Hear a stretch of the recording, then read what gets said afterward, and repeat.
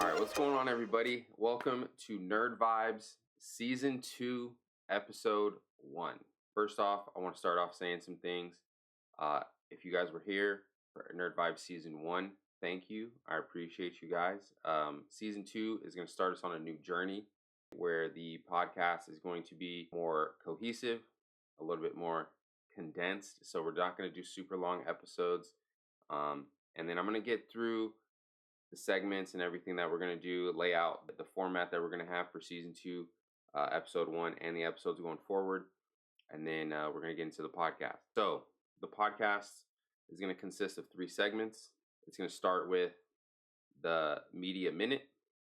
It's going to be longer than a minute, obviously, but it sounds cool. But that's going to be the time where I talk about shows that I'm watching, manga that I'm reading, any type of thing that's going on right now, current kind of stuff that's going on. All right, that's going to be anywhere from 5 to 15 minutes at the start of the podcast, just to get everybody a primer, get everybody on the same page of what's going on, what we're watching, what I'm reading, what I'm into at the moment. Then the chunk of the podcast is going to consist of the one big thing. And the one big thing is what we're going to, for that episode, choose to talk about in greater detail, greater context, give more meaning to whatever it is we're talking about in the one big thing. And then to finish out the podcast, we're going to do a look ahead. So that look ahead is going to be to stuff that is going to be coming out soon. It's also going to be a primer for what's going to be on the next episode. And also things to look forward to, so that when we do talk about it on future episodes of the podcast, everybody is aware and on the same page of what we're watching, what we're reading, what we're listening to, whatever the case may be, any movies that are coming out, so on and so forth. So that's going to be the format for the podcast going forward. Again, I want to appreciate and thank everybody who has been supportive and around for Nerd Vibes Season 1. It was amazing. I learned a lot. And doing solo podcasts is very, very difficult, but at this point, I wouldn't have it any other way. I just haven't found anybody that I feel can be as consistent or that I have chemistry with to talk about some of the things that I want to talk about. And so the best way that I know how is to do it by myself. It is one of the most difficult ways to podcast because you have to talk to yourself, talk to the audience.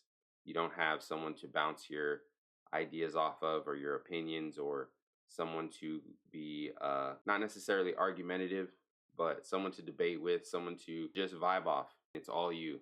So that has been quite the adjustment, but here we are.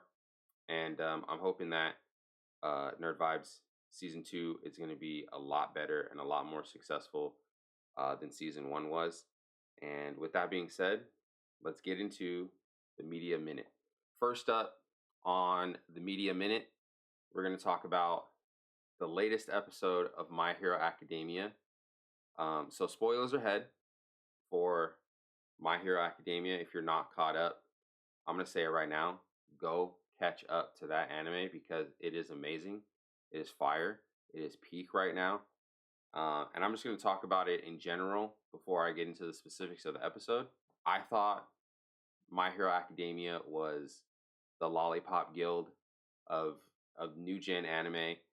I thought it was like the Disney of the new gen anime because you have Demon Slayer, which is very graphic and very artistic, and it's a very simple story, but in that story it's very dark, I would say. And then you have JJK out there.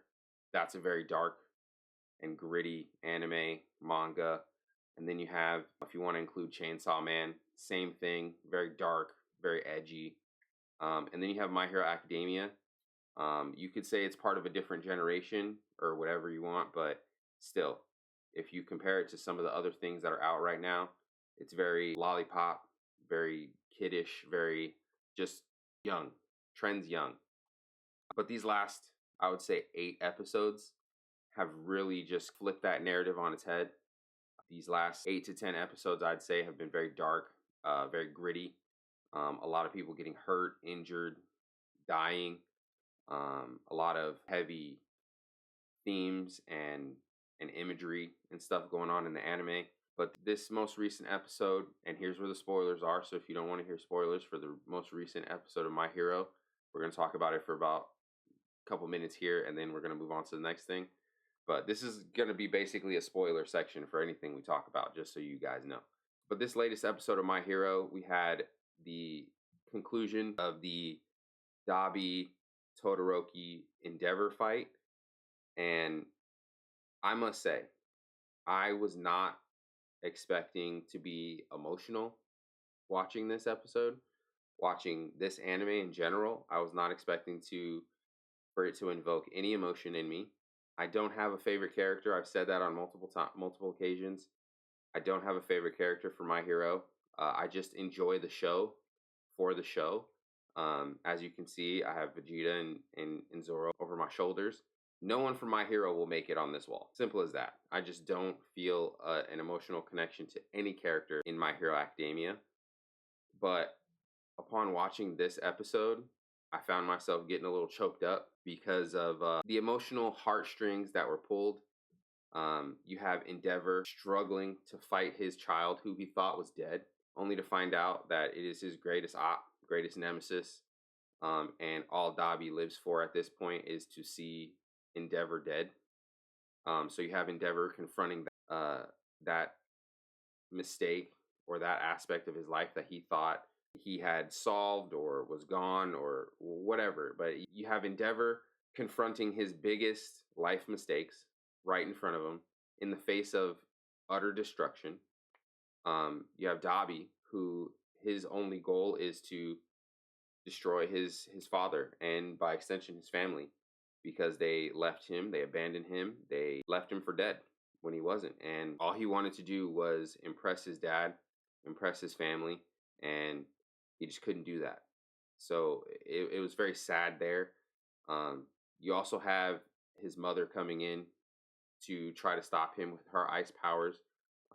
She's very minimally used in the anime, and I'm not sure about the manga, but in the anime, she's very minimally used. You have his brother and his sister, who are also very minimally used, are only there to further the plot in terms of Endeavor and his fracturing relationship with his family. And they're there to drive that point home. So for them to show up in the final battle to try to use their ice powers to stop Dabi, to no avail, but them being there still showed a lot of courage and a lot of fight from characters that to that point we hadn't seen really be involved in combat in any way.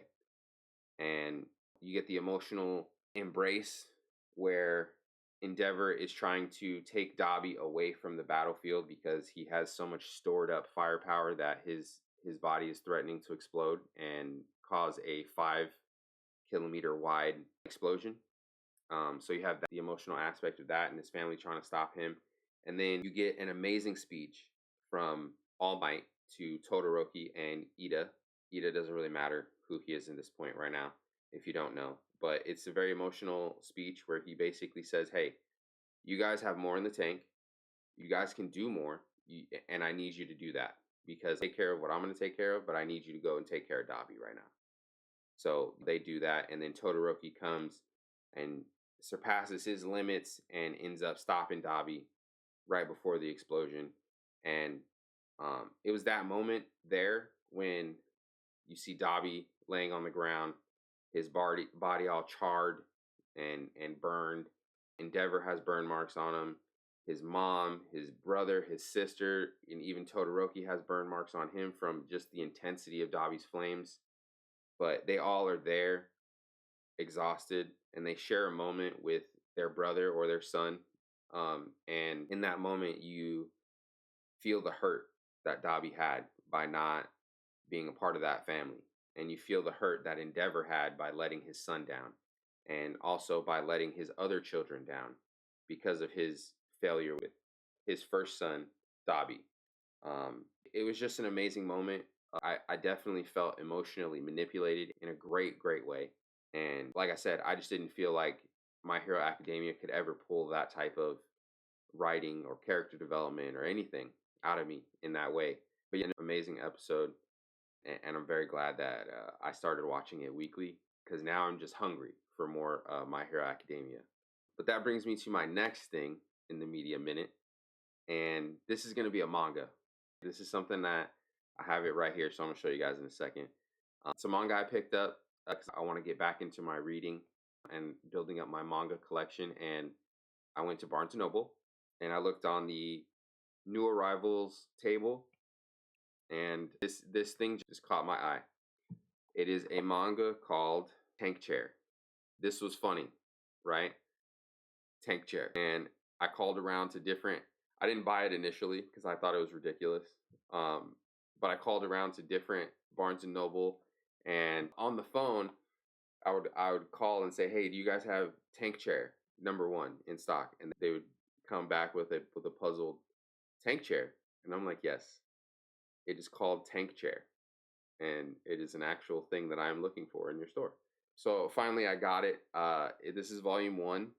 I believe it has 4 chapters in volume 1. I'm on chapter 4. I'm trying to see here if there's a chapter 5, maybe. No. So there's 4 chapters in volume 1. I'm on chapter 4, so I've read the first 3 chapters. I've got to say, it's a great, amazing concept for a manga. I'm very much enjoying it. Just to give you a little preview of what it is, it's an assassin. They live in this very, very dangerous city. He has a sister. Something happens to where he has to save his sister. Then something happens over the course of that lands him in a wheelchair.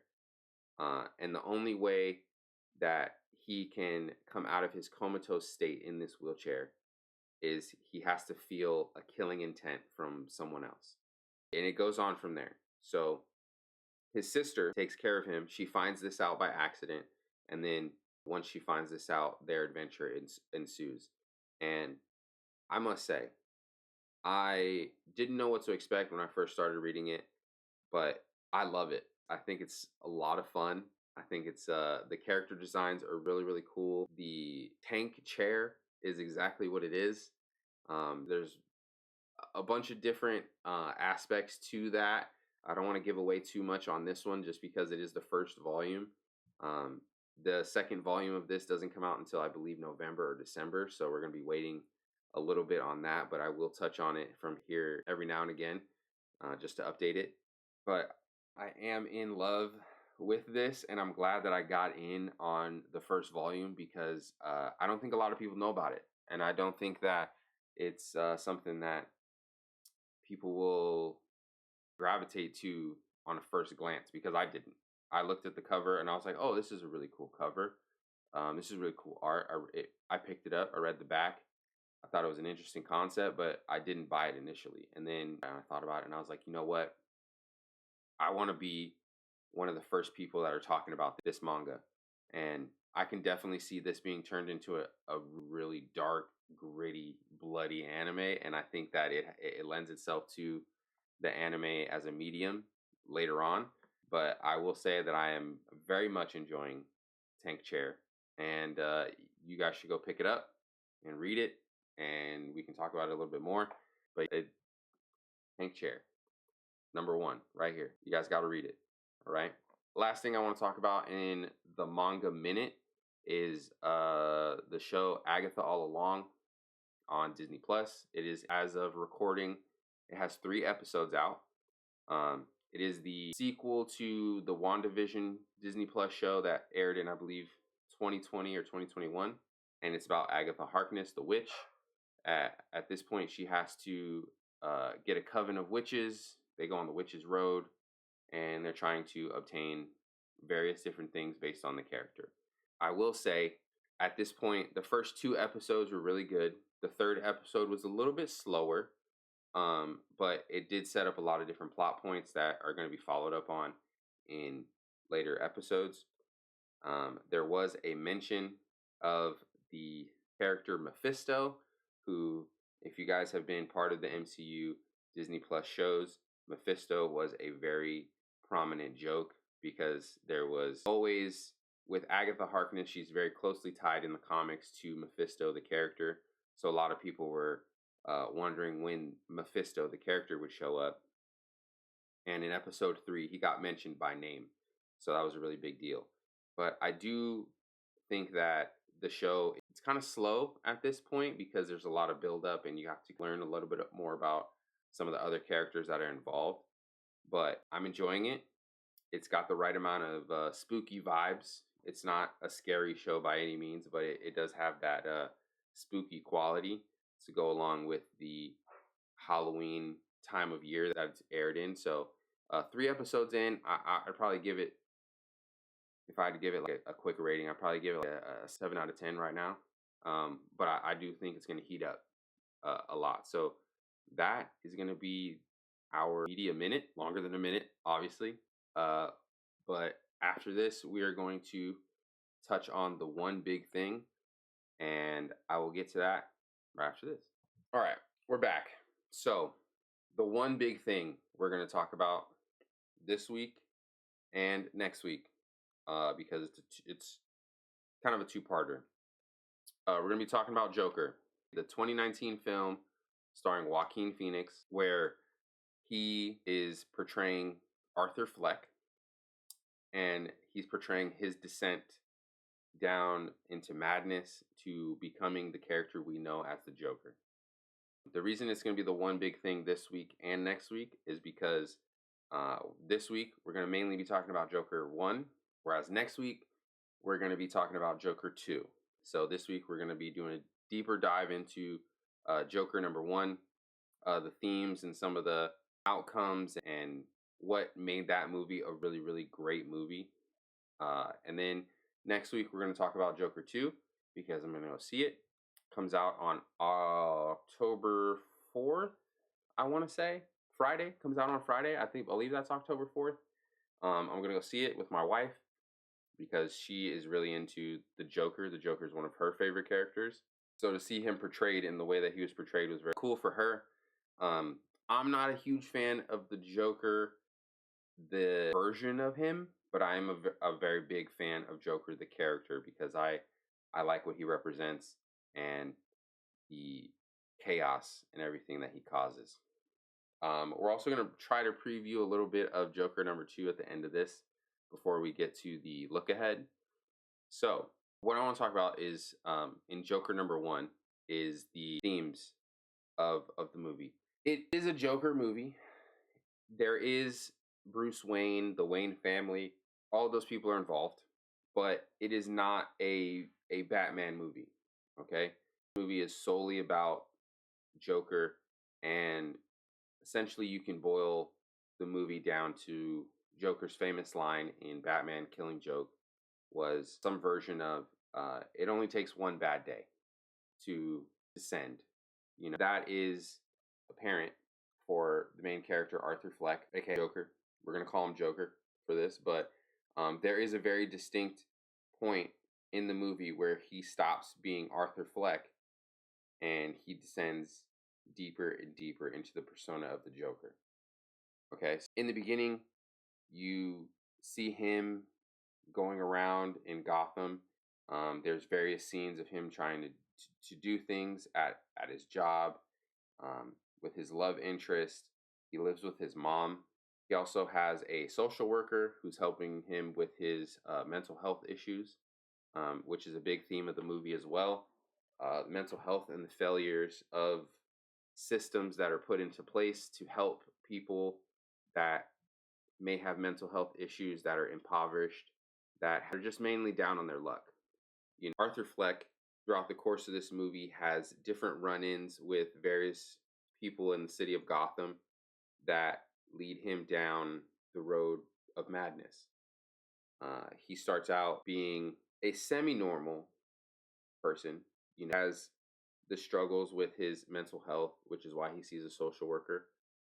His social worker is one of the people in his life at this point that are helping to keep him grounded as a person. And throughout the movie, you start to see him turn on this social worker. And eventually the social worker gets taken away from him because of government systems being cut. And that's part of what gets him going down the road into his madness, because he's upset at the fact that his social worker and someone who's supposed to help him through his ailment is now being taken away from him because of failure of the system. That's a point of contention for him, where he can't get his meds. So once he can't get his meds, his mental episodes start becoming more and more frequent. And then he starts to lose touch with what's reality, what's a hallucination. And then as the audience, we start to lose touch with, is this actually happening to him, or is this a hallucination that he's having and we're just seeing it? So that's one aspect. He has a job where he works as a clown, which is the Joker persona. And at his job, he's treated very poorly. He's treated like a nuisance, an annoyance. Look down on him because of his mental issues. He has an issue where he laughs uncontrollably when he's in situations that are agitating to him, or if he feels like a sense of uncomfortability or embarrassed. A lot of different emotions can bring about his uncontrollable laughter, and he often laughs in situations that are inappropriate to normal people.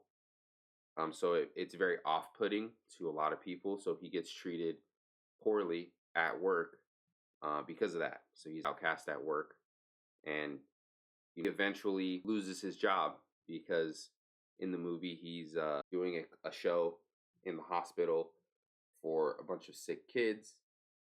He's dancing, and in the course of him doing his routine, a gun that he had purchased, because I can't remember why I think it was because he was going to unalive himself. He was carrying the firearm, and the firearm happened to fall out while he was in front of a room full of kids in the hospital. And that led to him losing his job, which also contributed to his descent down into madness. And then you have his familial connections, which for him is only his mother. There's at some point he has an issue, or his mother has an issue where she gets sick and ends up in the hospital, and I forget the exact details why, but he ends up going to the hospital and killing his mother to again descend further into that madness. Now, this is all kind of after the movie where you're just learning about Arthur Fleck, and then he has this love interest that throughout the movie you see him interacting with her, kiss, and they do all these other things. And then later on, you find out that that's just a part of his mental illness, and that the person we thought was his love interest throughout the movie was nothing more than a figment of his imagination. So it's a very difficult movie that has a lot of social and political themes, especially dealing with people with mental health and how we treat them or don't treat them, how they are not necessarily cared for in the proper ways in ways that they need help. It's also a showing in the first half of the movie how society can cast you out, and because you're different, because you're not someone who's conforming to the normities of society. For Arthur Fleck, it was his mental illness that made him stick out like a sore thumb. Like I said, he had the fits of laughing in very inappropriate situations. That didn't help him. He's also very poor. He grew up not having a lot. He didn't know who his father was, which is also a point of contention in the movie, because he thinks he finds out that his father is Thomas Wayne, which in this movie is the mayor of Gotham.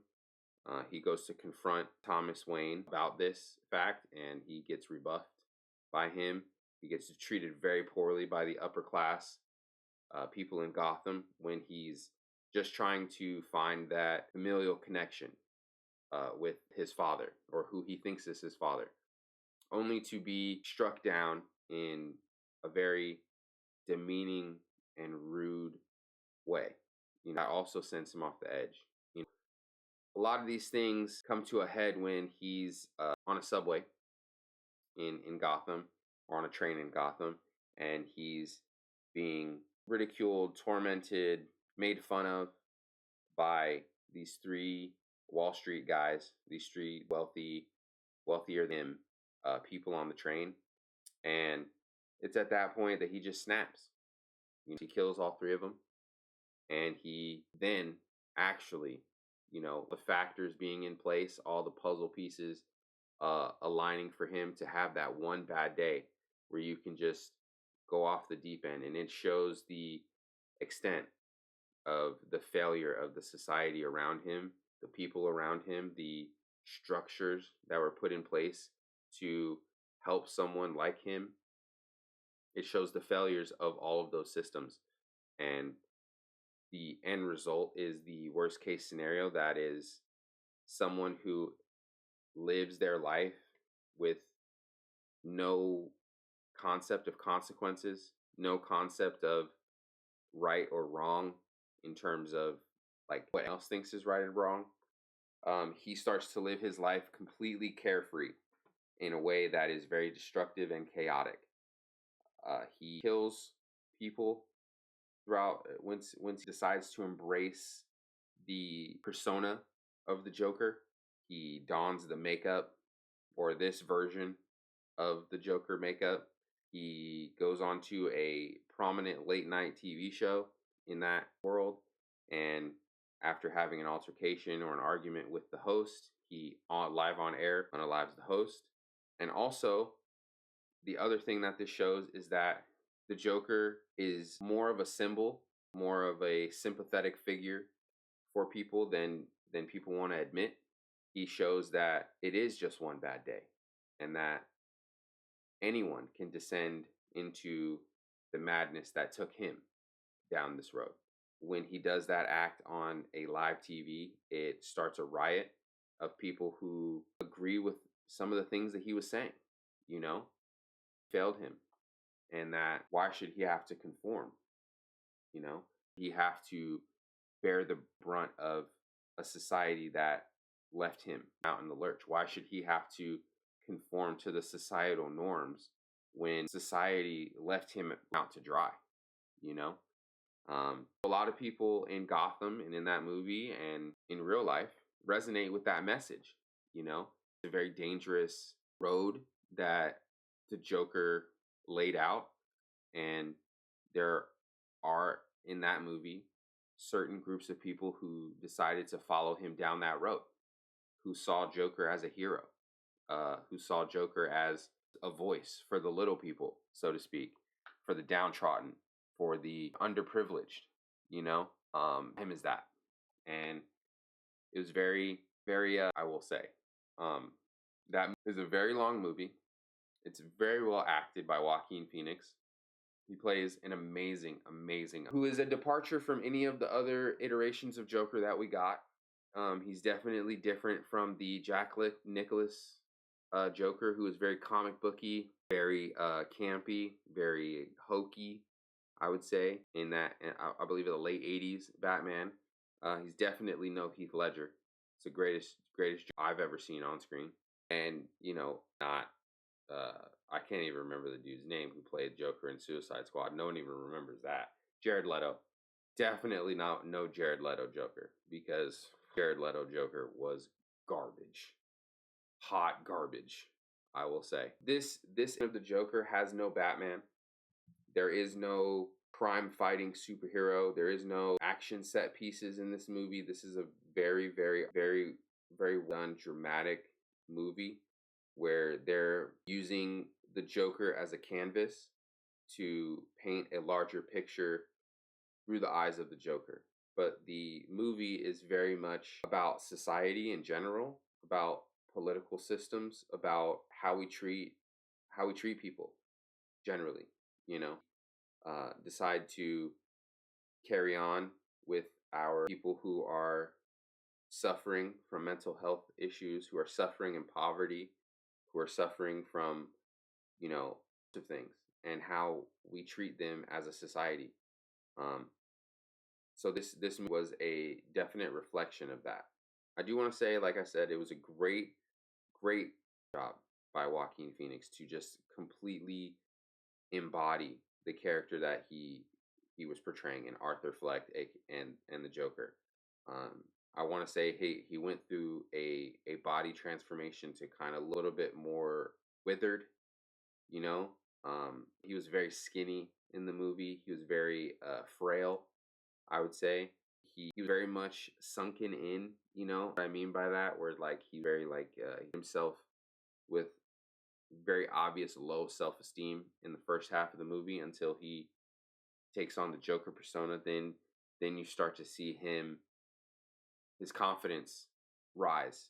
You know, he's not by the consequences of society, the consequences of his actions, and he's unburdened by what people think about him at this point once he becomes a Joker. So it's a very obvious and strong character switch. You know, he starts out in the movie, but the body transformation and the way he just was able to portray the different emotions that were going on. He was able to portray great sadness, you know, certain things at certain times. He was able to portray like a stoic expressions as well.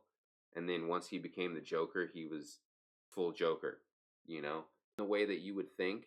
But he was very angry, you know, a lot of anger to him. But he also had a carefree nature, you know, was the Joker, where you get the iconic scene of him dancing down the steps, you know, at the points where he's just living in his truth at that point, which is I'm die now. I'm the Joker. The problems that I had with the movie is I feel like it's not necessarily a Joker movie.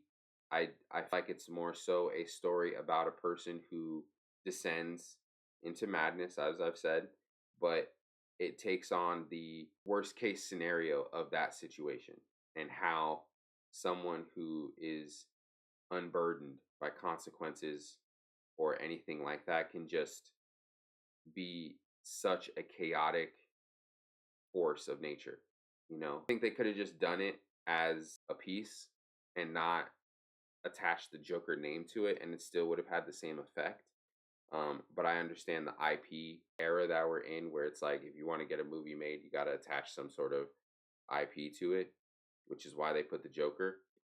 But I think this movie would have worked as well if it just would have been a random person as opposed to a Joker origin story, so to speak, because there is no Batman. And in my opinion, the best version of the Joker is a foil to Batman. You know, being someone who is constantly trying to goad Batman to insanity is some of the best work that Joker does.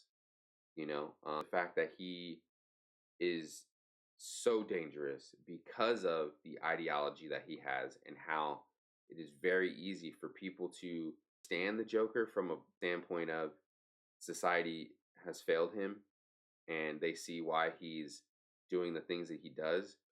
But this iteration of the Joker doesn't have any of the criminalistic characteristics that the Joker has. He's not a criminal mastermind. He's not someone who is scheming or trying to cause mass destruction, mass chaos.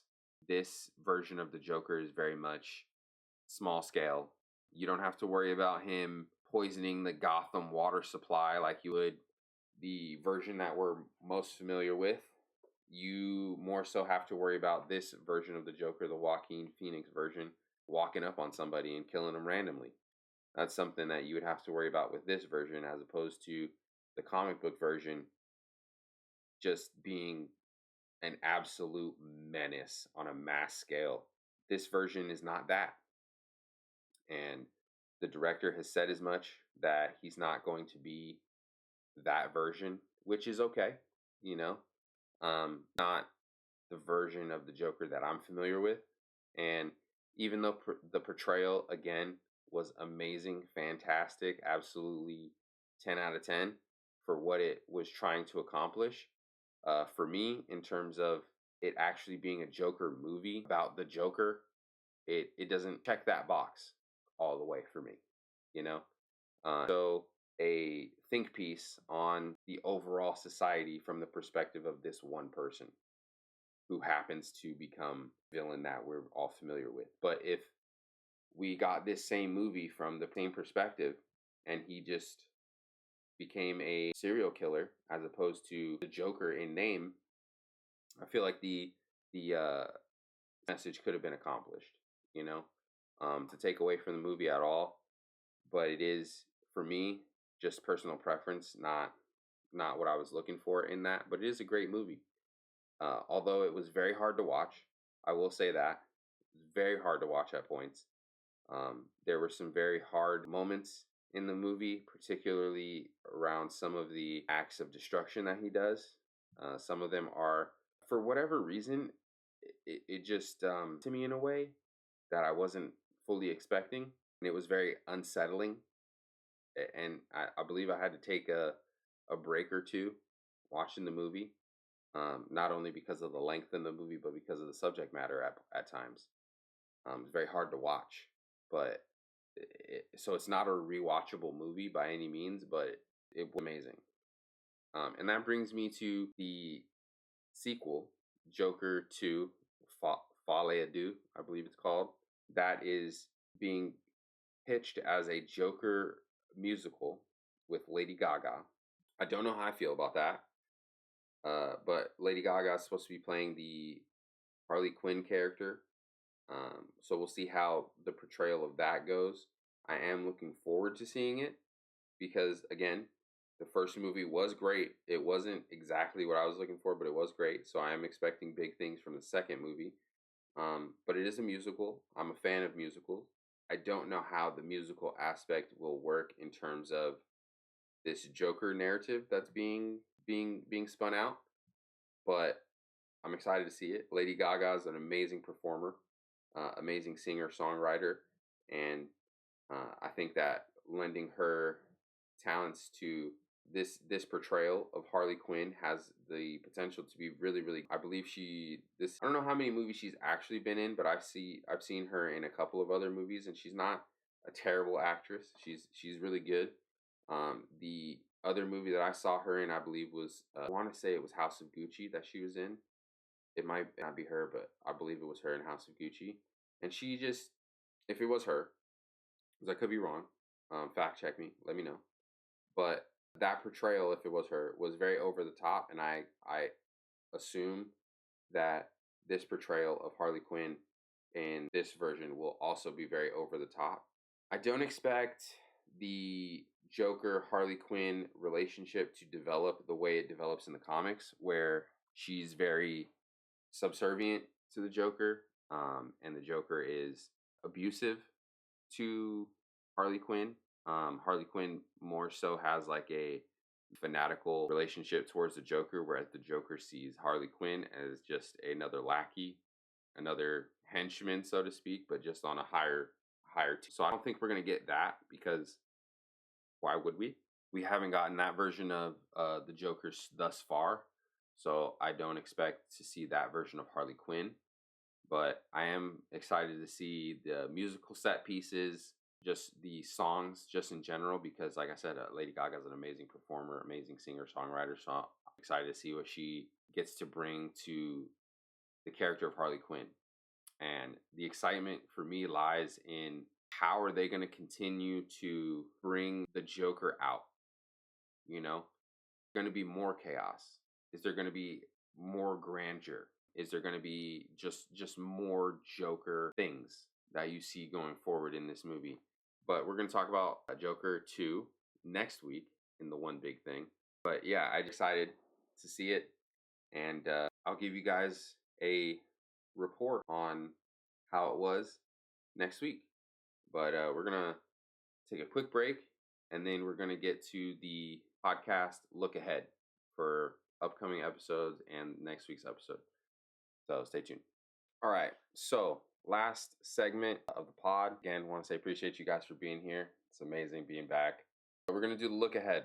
Okay. So this is what we're going to be watching, reading, anything going forward, so that you guys are up and you guys kind of know what we're going to be talking about at least tangentially to going forward on further episodes of podcasts. So these may going to be shows that I'm going to be watching. We may do a one big thing on some shows like when their seasons are over, but most of the time we're just going to probably touch on them in the early manga or media minute section, just to kind of episodes and give you guys a feel of how going watching these. And I want to focus on two of them right now because these are the two I'm most excited for, and they're going to be their first episodes are going to be released, and I'm going to have watched them by the time the next episode is going to be recorded and uploaded. So those two shows are going to be Blue Lock season 2 and Bleach Thousand Year Blood War Core 3, which is basically like the part of the last season, I guess.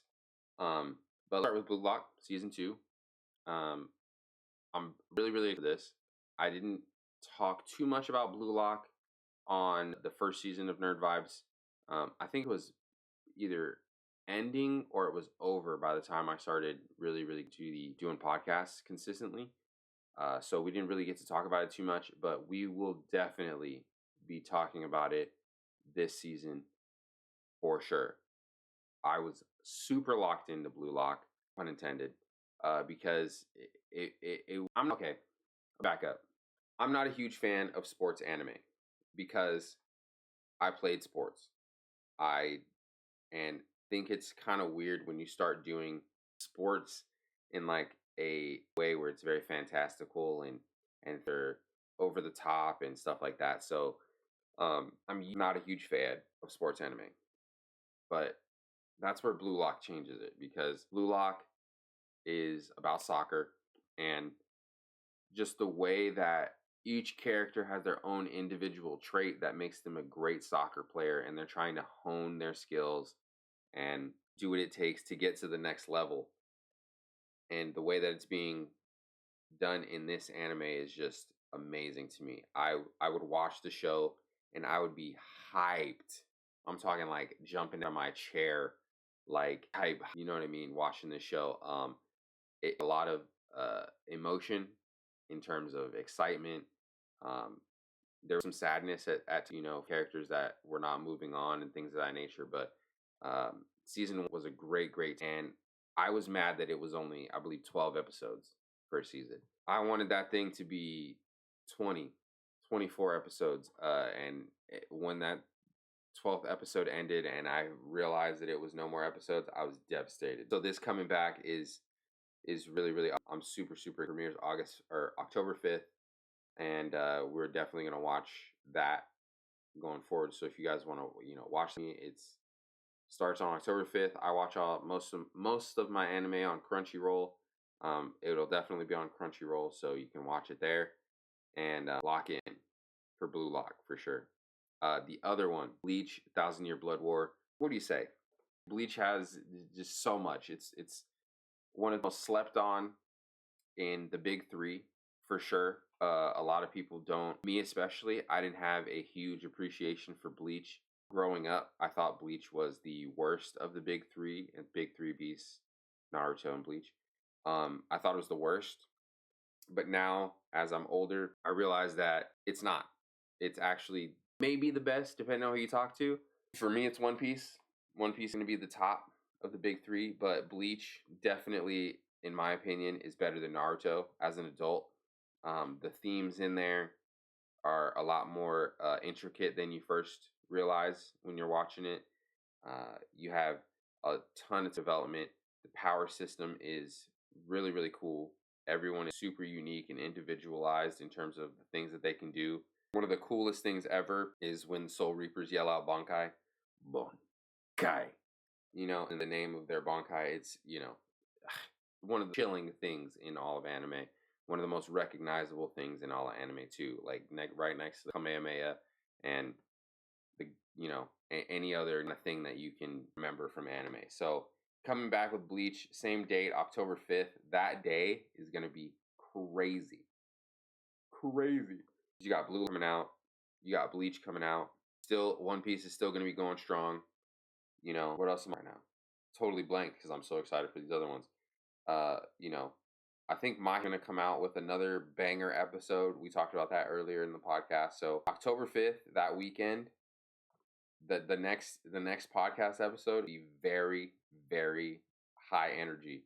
We're gonna be coming off of Joker 2, Bleach, Blue Lock, My Hero, all of those things. So you guys have to look forward to is next week. The one big thing we're gonna be talking about Joker 2, how I feel about it, my thoughts, instant reactions. I'm gonna try to keep away from spoilers on that one. I might try to get my wife on that one. We'll see, because it would be awesome for her to talk about it with me, just that particular thing. And then we are going to, you know, give you my thoughts and Blue Lock at the very least, and then some other things going on in the manga, or I keep calling it the manga minute. It's not the manga minute. It's the media minute. We're gonna have episode 4, Agatha All Along. And then, we'll talk about probably My Hero, depending on how good or bad the episode is. But yeah, that's what we're looking at week. And that's going to kind of be the end of here. It's shorter, like I said, more concise, more condensed. And you guys have a really, really good idea of what you're going to be getting yourself into every episode. Okay, so this is going to be the format that we're going to run with. It's going to be the media minute, which is longer than a minute. For the first segment, big thing in the middle, that's going to be the chunk of the episode of what we talk about. And then towards the end, we're going to have the look ahead for the next couple of episodes. So I hope you guys enjoyed this episode. It was very stressful, honestly, for me to conceptualize how I wanted to come out with season 2. But I'm very happy that I found a format that I liked, and I'm able to bring you more consistent podcasts on a weekly basis. And keep on the lookout, because we're to be doing some rebranding. This first episode is probably still going to have the same music, same intro and outro from season 1, but we are going to be changing that hopefully later on as the season progresses. I wanted to focus solely on getting the content to where I wanted it to be before I started changing up things aesthetically, because I always believe it's substance over style. You know what I'm saying? So I wanted to make sure that the content, I was happy with it. I was happy with the format before I started going around and changing things and making it a little bit more different than it was before. So don't be alarmed if you see a different, podcast graphic on your. Still going to be nerd vibes. Hopefully, it's going to be a little bit more sleek of a logo, and with my overall brand, the Arm Dark Mamba brand, so that it's a little bit more recognizable throughout all of my endeavors. So that when you see the Arm Dark Mamba logo that I'm going to come up with, it's going to be everywhere. So it's going to be on my social medias, on my Twitch, and it's going to be part of the podcast logo. So I'm working on that right now, so that it's good to go, and so that when we do decide to come out with merch and stuff, that it's something that's actually going to be something that people want to wear.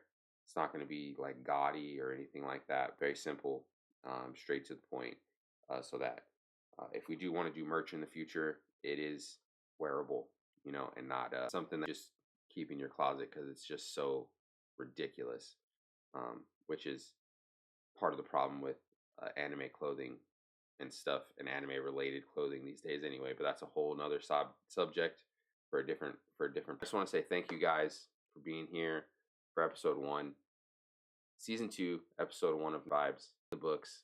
Thank you guys again. I appreciate it. Like, comment, subscribe. Follow me on TikTok, Instagram, Twitter. Just Google Arm Dark Mamba, and I will show up. Thank you guys again. Appreciate it.